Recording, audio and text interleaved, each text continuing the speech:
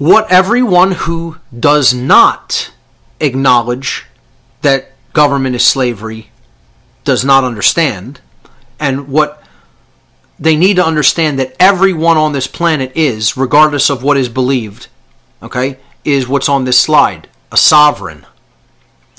Everybody who believes in authority does not really fully understand this concept.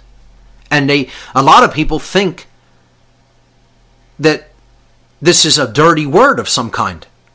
He's claiming to be sovereign. How dare he? Imagine that.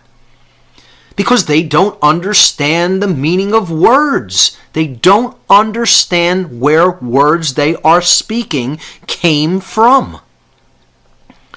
The word sovereign is derived from Latin also.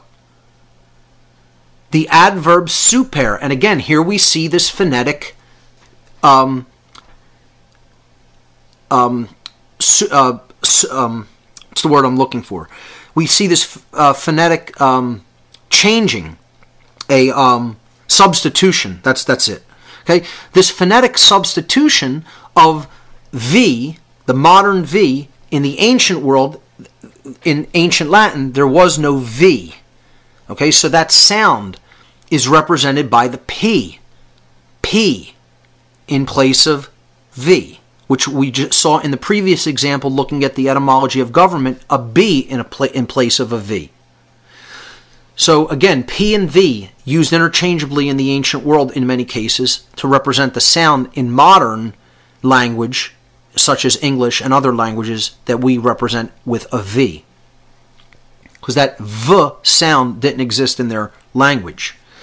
So sovereign, the first part, S-O-V-E-R, comes from the Latin adverb super. Super means above. The second part of the word reign, so you're putting them together with one R. Okay? Sovereign. Sovereign.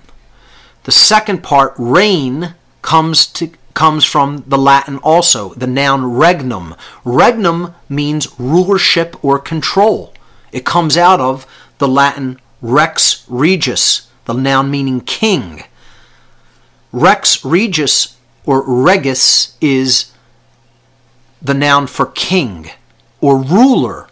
And then regnum, which comes out of regis, regis, regal, okay, means rulership or control. That's the king's rulership. His reign is what it comes down to in Germanic and then English language. So this is based in the Latin regnum, meaning rulership or control.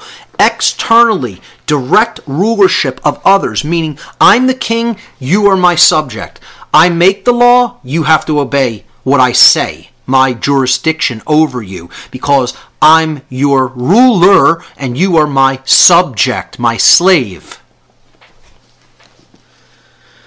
When we put these two words together, sovereign, it means above rulership or control.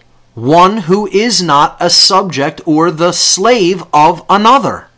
That's it. So in the next slide, 22, I just put the words not a slave. That's what the word sovereign means. It means not a slave. If you ask every person, just go and do this experiment with your family members.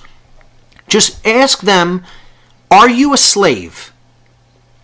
And none of them will want to admit that they're a slave. They'll say, no, I'm not a slave. And the correct response is no. Because regardless of what anyone believes or even what the condition is of other people believing that they're masters and other thugs supporting the masters in their claim that they are the rightful authorities, that doesn't make it true.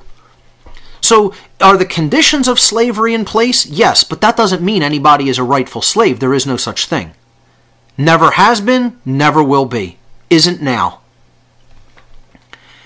The concept of a slave and a master of a slave is inherently illegitimate because it's inherently immoral, because it's based in violence, which is in direct opposition to natural law, to moral law. Therefore, there is really no such thing in creation, legitimately, in nature, in reality, as a slave. That doesn't exist. No one is a slave. No one ever has been a slave. No one ever can be a slave. Can be. It's an impossibility for a slave to actually exist. The people who were taken from their homeland in Africa and brought over here immorally to this land during Civil War period and before, they were kept as slaves. That doesn't mean that that's what they were as people.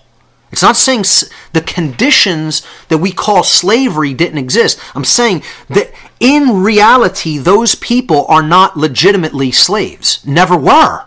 There's no such thing as the legitimization of slavery. They were free then.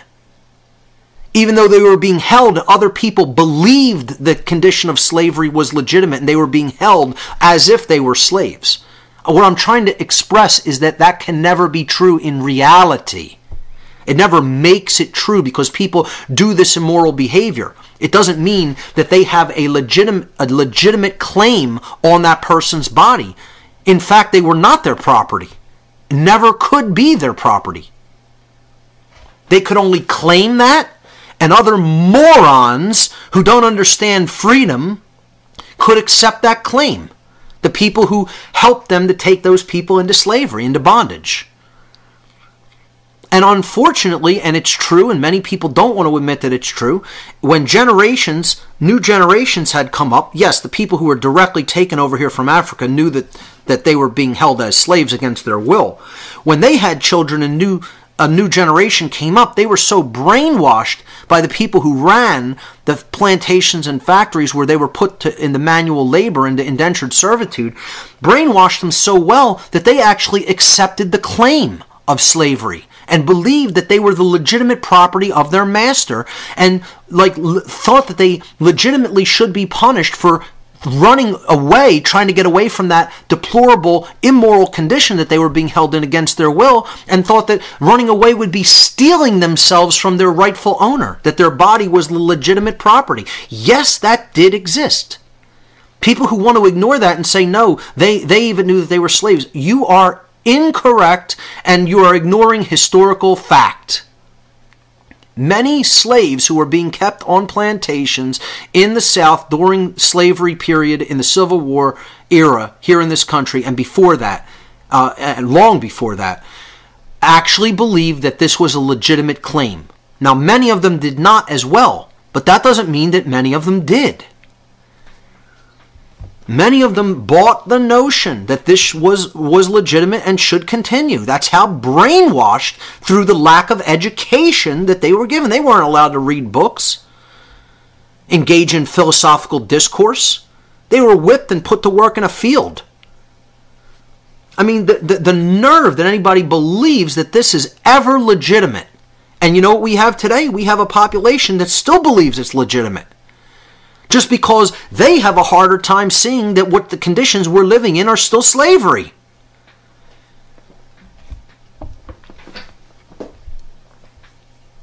You know, they want it to continue because they don't want their personal responsibility. And I tell people this, and they get angry and defensive and mad and want to lash at me when I tell people when the slaves were released in America officially, many of them did not really want to go off and make a life for themselves and be free. Because, of course, almost all of them didn't really know how to read or write, had only manual labor skills. It's true. What kind of a life at that point, at that level of ignorance that they were kept in, would they eke out? And it's a very scary situation. They almost preferred the comfort, or the comfort isn't even the right word. It's the familiarity of their chains to the unknown aspect of actually governing their own life. And again, I'm not attacking any group of people or race or anything like that. I'm saying that this is the mental mindset that when somebody's been held in captivity for so long that develops. It's Stockholm Syndrome. You identify with your condition, your oppressive condition, and with your masters and owners, so-called claimed masters and owners, and that's what people want to continue. in their ignorance. And yes, that is also historical fact that many slaves took that mental attitude upon their release. It's not an attack. It's historical fact. I'm not attacking anybody. I'm telling you how it actually was. And of course, many of them did not take that position and absolutely wanted to go to work making a real life for themselves and caring for themselves and building a family and, learning and growing as individuals. Many took that attitude. So I'm trying to say both of these attitudes are still alive today, alive and well. And there's a problem with one of them. One of them is not based in right. It is always wrong because you are supporting, for whatever reason you're doing it. Oh, the government provides this assistance to me. Oh, my child's in a government-run school. It's free education. I wouldn't have to pay for an education. I don't care why you're doing it. No matter what reason you're doing it, it's still support of slavery. It is the support of slavery, whether you understand that or not. And all I'm trying to say is that at all times and places, slavery is immoral and illegitimate and should be ended. That's another thing. A slave master wants people to accept, you're better off with me. I take good care of you. You don't want to be on your own, do you? Oh, you'd have to make hard choices. You'd have to, do other forms of work that you're totally responsible for what you get. Here, the master is the one who's responsible. All you're to do is just listen to his commands. And that's why police do what they do. They think that they can hand over their obligation to think. It's a moral obligation to think for yourself. It's more than just personal responsibility. You have a moral obligation to think for yourself and make judgments about what right and wrong behavior actually are, based on knowledge of right and wrong. And then an obligation to choose the right action over the wrong action. What a person who wants to be eternally kept as someone else's slave or pet wants to do is to try to give away that personal responsibility, to make that free will choice themselves. They want to think that they can hand that to someone else. And it can never be done. You can only claim that you're doing it.